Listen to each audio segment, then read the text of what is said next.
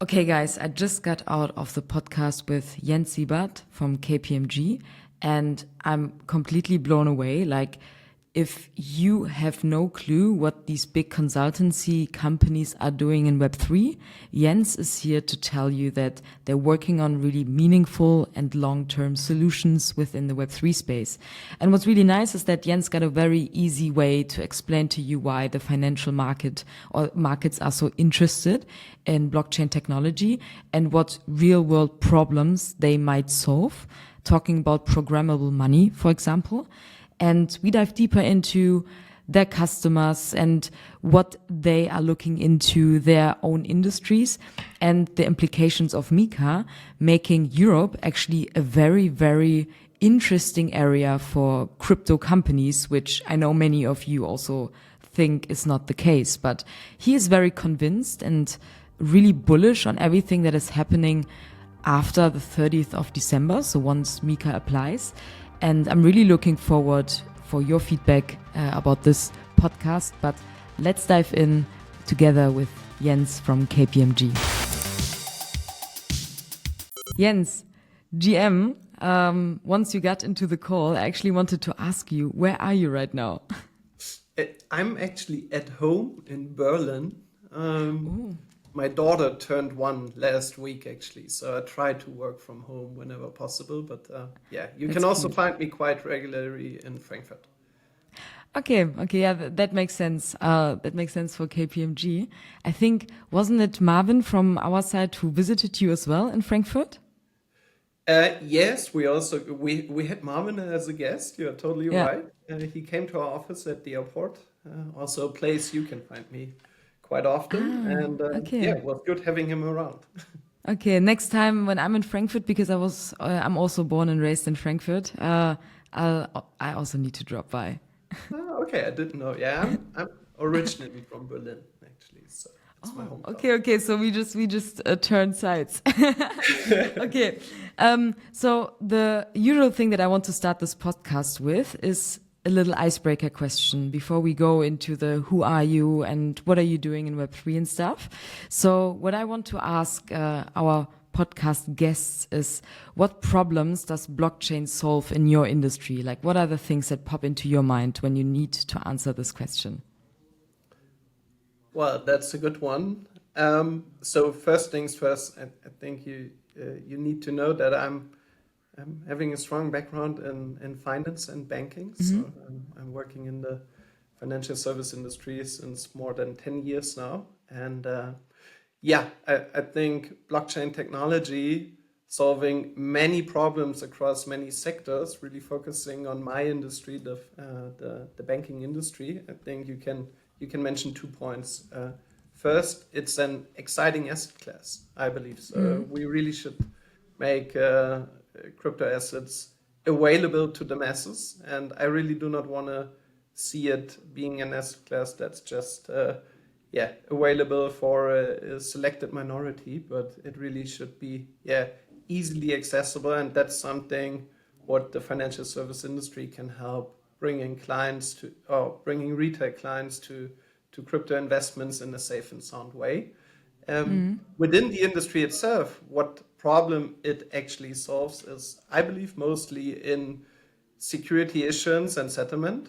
So how you issue security, how you transfer securities, how typical processes over the life cycle of a security are managed today is really a very opaque and old-fashioned process with a lot of reconciliation, many middlemen involved, and having the opportunity to run security trading and settlement infrastructures on blockchain technology and making those assets programmable. I do not want to go too much into detail here, but solves it. It's a shift in the way how the entire capital market works, and seeing this huge opportunity of a shared market infrastructure that runs on DLT rails and helps us to really collaborate efficiently across borders, asset classes, etc., is something that I believe is the most exciting use case.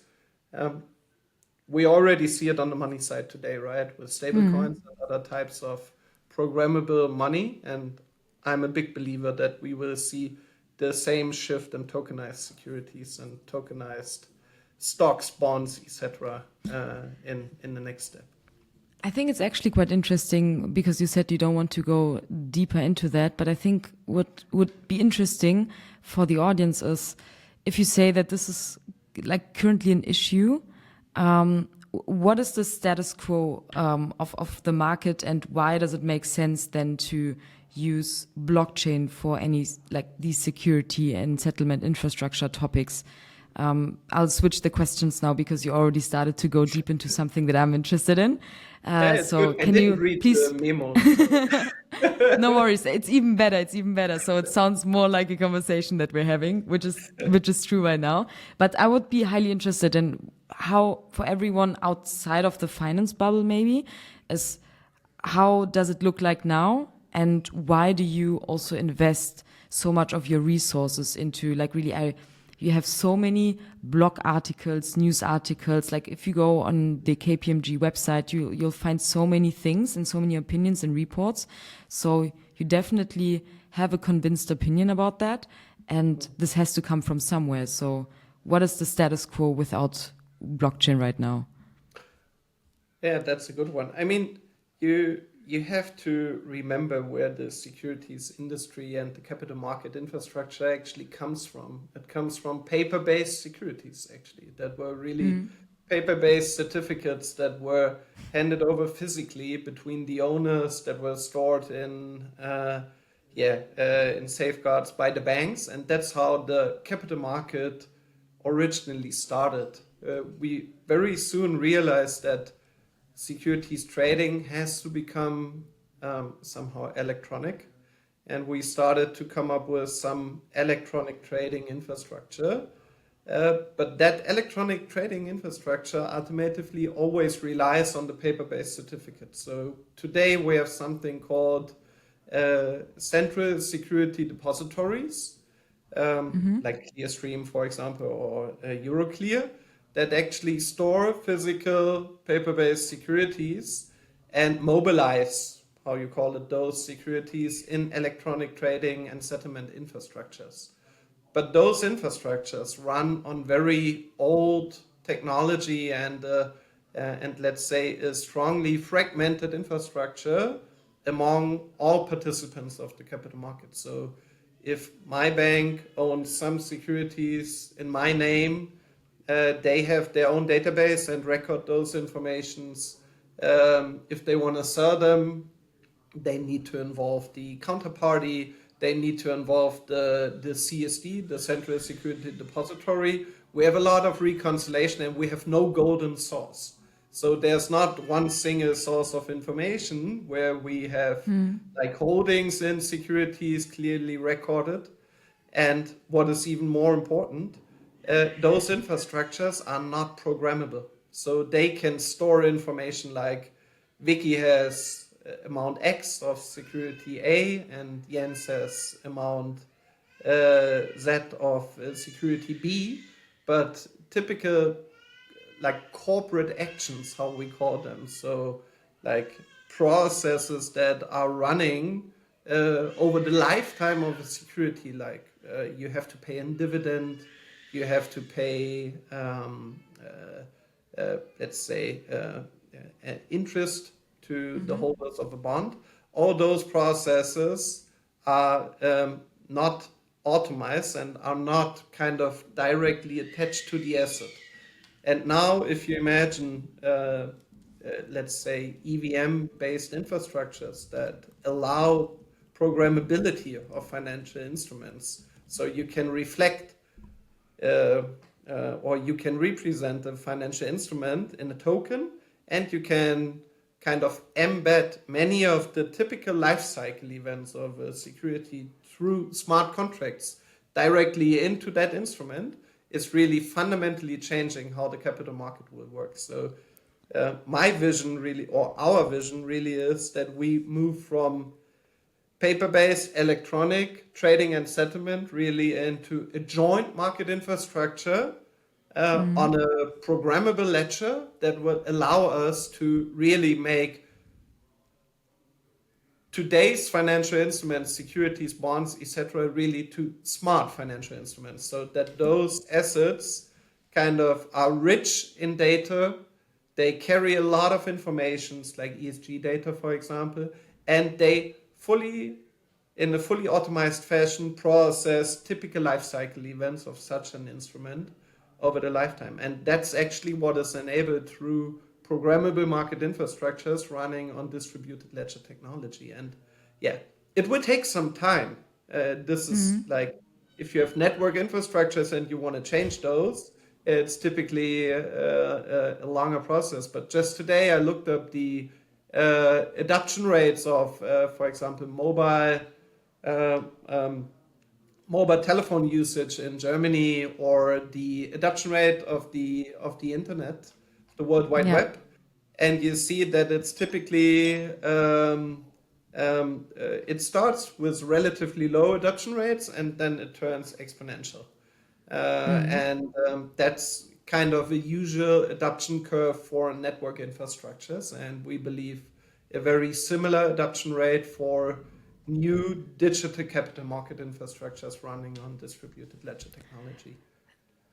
That's actually, first of all, I've never like had someone explaining me this in such an easy way. Like, I totally get it now. I was always wondering, like, okay, why?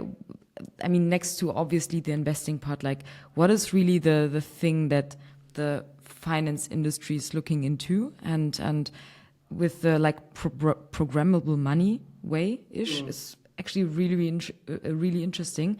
I was wondering while you were talking and really showcasing that, I mean, obviously you know what you talk about, but you can really tell that you know what you talk about. Like, where do you get all this knowledge from? What was your way coming to KPMG and working on like the digital asset topics, so to say? Were you always interested in that, or how did your knowledge and your expertise evolve from?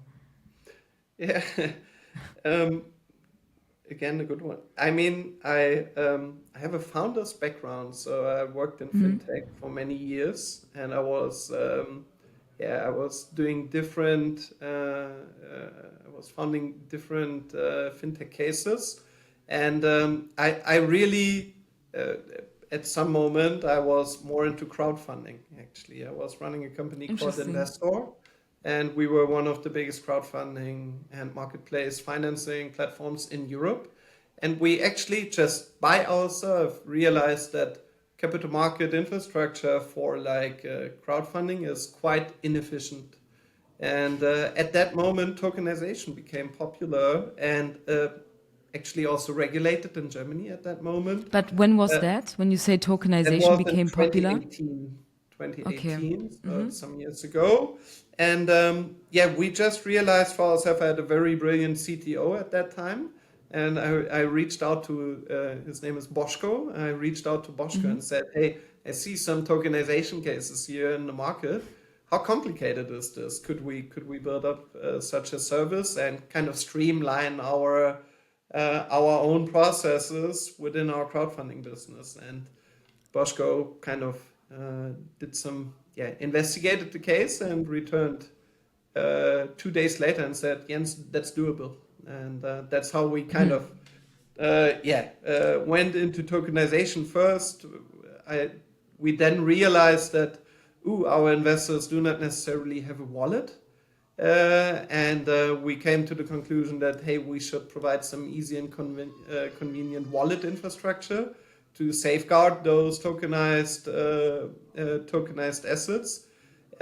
This then became regulated in Germany under the German Banking Act, and we were lucky to get the license for the custody business second after Coinbase. So Coinbase got the license first, and we were second at that time. Which is not too bad, I guess. Yeah, it was okay. I mean, Coinbase had a lot of well-paid lawyers on the case. We Yeah. were more like do it yourself, and it was also a good party when we received the license approval letter, I can tell. Anyway, we did not really have a proper business case for the custody business at that time, and then reached out to traditional banks and, let's say, established regulated financial market participants and sold the custody business to a mid-sized bank in Frankfurt called Hauck Aufhäuser.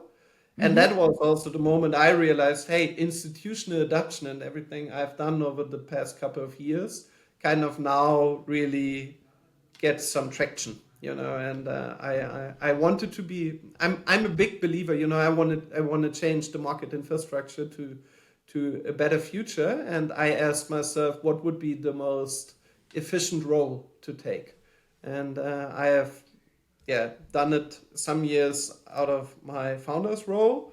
But when it came to the institution adoption, I realized that probably a consultant role could be a very strong and could be the right next step to kind of facilitate this fundamental transformation of capital markets. And because you need the big players, I believe, for this large scale transformation, and you do need some common market standards. You need to have some level of collaboration among large market participants. And being a consultant, you talk to a lot of market participants. You have the opportunity to kind of help the entire capital market ecosystem to make that conversion into future market infrastructures. And that was, that brought me to KPMG 2.5 years ago.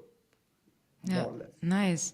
And now, I mean, when I was researching for this podcast, I went through your websites and stuff, and there was one thing I now need to kind of translate it into English because it was in German, is that it says every CEO should have distributed ledger technology on their agenda.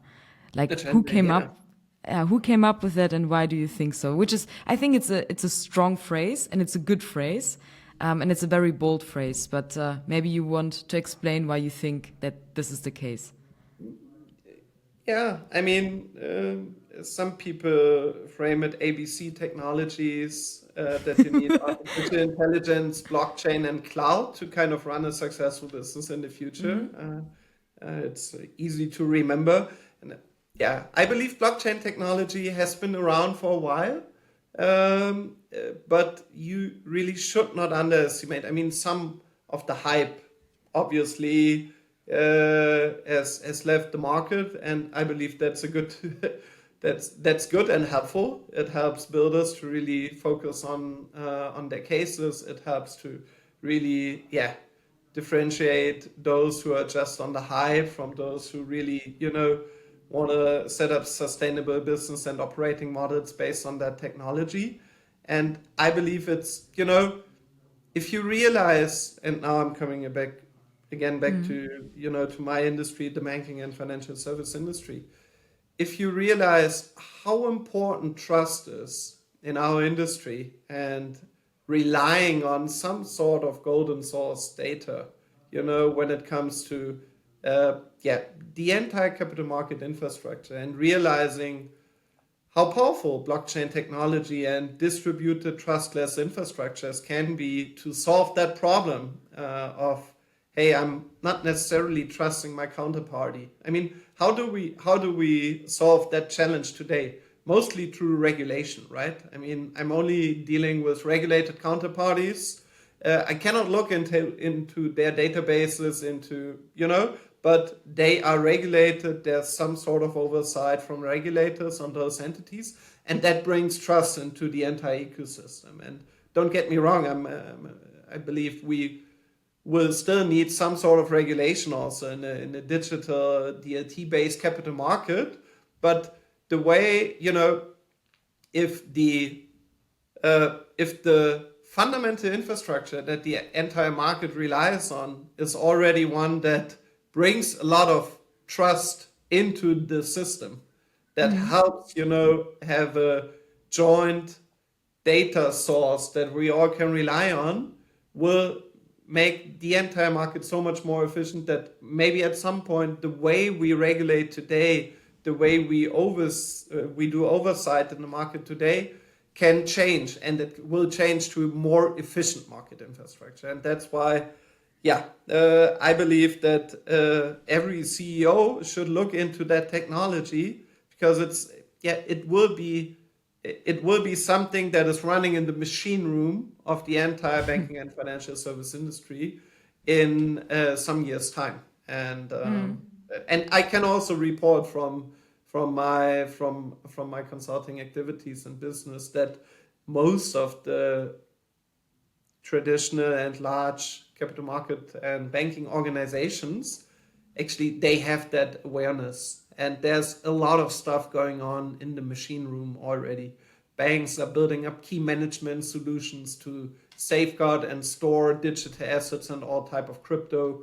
MiCA is a huge yes, really facilitating the adoption of crypto assets in the traditional financial industry. So we see a lot of activity, and yeah, that's why we believe all CEOs should have that topic on their agenda. That was actually very, very well said. And you already open up a couple of more questions that I have on top of that. You talked about the fact that you're working with institutions, and I know that you cannot disclose every name of them, but can you maybe guide us a little bit through, like, what are the type of institutions and companies that you're working with? And next to the one example that you already give, like, why is it so, like, what questions do they still have maybe? What challenges? And what are they looking into specifically? Absolutely. I mean, you could really say that our business is kind of a bit two-sided. So we do have let's say, the large crypto platforms, crypto native organizations from all over the globe who see Europe as an attractive market. So can I quickly yeah. I usually don't do this, but I just want to ask, since you said Europe is interesting for them, from so many people that go to conferences like the Token 2049 in Singapore, the Breakpoint in Singapore, like these conferences being on the Asian part of the world, like they usually say Europe lags so much behind when it comes to blockchain. And now you're saying there are companies who are really interested in the European market. Like, how can we value these things? What do you think about that? Yeah, I mean, I think it's always a matter of perspective you take, right? But True. Me personally, now taking a very European perspective, I would say that especially MiCAR, the MiCAR regulation that turns effective on the 30th December of this year, will have a fundamental or will bring a fundamental change to the European crypto ecosystem for one simple reason. MiCAR creates the globally biggest regulated market for crypto worldwide. So you with one license, you will be able to serve more than 450 million citizens among the European Union with a total GDP of almost 17 trillion euro. So that's just by hard figures. That's the biggest regulated market for crypto globally. China has a crypto ban. The US is kind of still has a lot of regulatory uncertainty. So if you want to build up a fully regulated, safe and sound crypto business with a huge and attractive target market, Europe is the place to be globally right now. And I think that's when I'm saying many of the large global organizations are interested in Europe. I think that's one big reason. To be fair here, they are all already present, right? And MiCA triggers a lot of change to their current business and operating models. So large crypto exchanges, global exchanges today often have plenty of regulated entities all over Europe. Yeah. And they can somehow consolidate now. You know, they just need one regulated entity in a favorable country they prefer, and that one regulated entity will be able to serve the entire European Union in one single regulated market. And that's also helping them to kind of streamline their organizational model and making it more efficient. So that's one big chunk of our business. Global crypto companies and let's say fintech companies that want to get regulated. We're also helping a lot of clients kind of moving into a regulated operating model. On the other hand, we have traditional banks and asset managers. So the high street banks, the large asset managers that see mostly the long-term opportunity in distributed ledger technology for their business and operating model. Let it be the tokenization of financial instruments, kind of building up key management and custody solutions to take crypto assets and tokenized financial instruments into safe custody. But I also have to admit, more and more also crypto. So it's often there was I was always saying, like, the large and rather traditional banks and also retail banks were a bit, let's say, conservative when it came to crypto. I think this will change. This will change in 2025, and we already see the signals from the market. For example, the German cooperative banks, the Volksbanken and Raiffeisenbanken, they will offer some sort of crypto investment solution to their retail clients. And I mean, the German cooperative banking group is representing 18 million retail clients in Germany. Having one of those large traditional players now moving strategically into the crypto market and not leaving it just to, the well-known crypto exchanges and neobanks and neobrokers, I believe will also, bring a lot of, they will bring change and dynamics into the entire market. And I really believe that, as it was maybe a bold strategic move in 2023, saying, hey, I'm offering a crypto investment solution somehow to my clients. In 2025, 2026, it will be a bold move not offering one. It kind of becomes a commodity. Most of the retail organizations will have a crypto offering. No. I think so too. And it's interesting how, you talk to the companies, right? You know what they have in mind, you know what they have in plan. Are there still any questions you get asked on a daily basis, or what holds these large asset managers back or companies back from really integrating that into their current businesses? Is it still the technology? Is it still they need to change something within their structures, or where is hesitation coming from, if there is hesitation? Yeah, I mean, it's tons of questions actually that are arising. If I can imagine. The best ones, please share the best ones with us. Yeah, it's really a huge variety actually. What we always try together with our clients actually is really having a structured process from business model design to really defining the underlying operating model, then making safe and sound provider decisions. Often you rely on third-party tech providers, because you not necessarily, if you want to provide a custody service in crypto to your clients as a bank, you typically do not have specific knowledge in key management and seed phrase, etc. Right? So you really rely on specialized tech providers. So the questions really start from, hey, what is my actual business model? How do I want to? What is the added value I want to serve to my customers? What is my underlying financial model? All the way down to all the questions around the operating model, and actually educating your organization and really kind of lowering the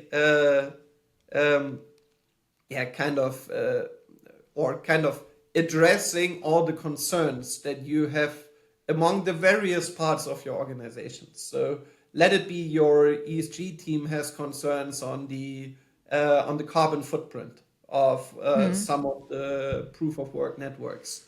Let it be that your compliance organization is very concerned about prevention mechanisms to kind of to be safe and sound when it comes to preventing money laundering and terrorist financing, and all those questions. So you really, and through kind of educating the entire organization and kind of moderating this change, you run into more and more detailed questions. And it helps a lot if you have done it a couple of times, because you kind of run into similar patterns of questions and concerns that need to be addressed on the way to build up some proper, safe and sound digital asset operating model in your organization.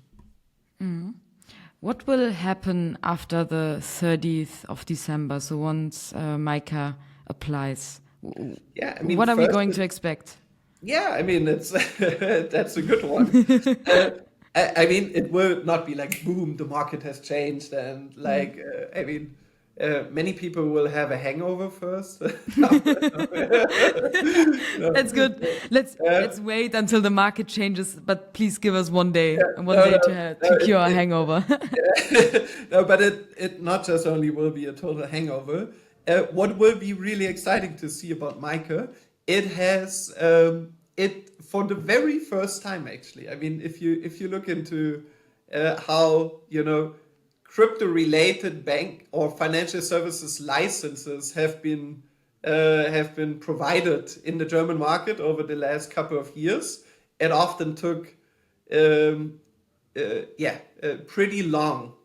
We are not talking about months, but often years from license application to you get the license, you can start running your business. And MiCA, for the very first time, provides clear deadlines to everybody involved.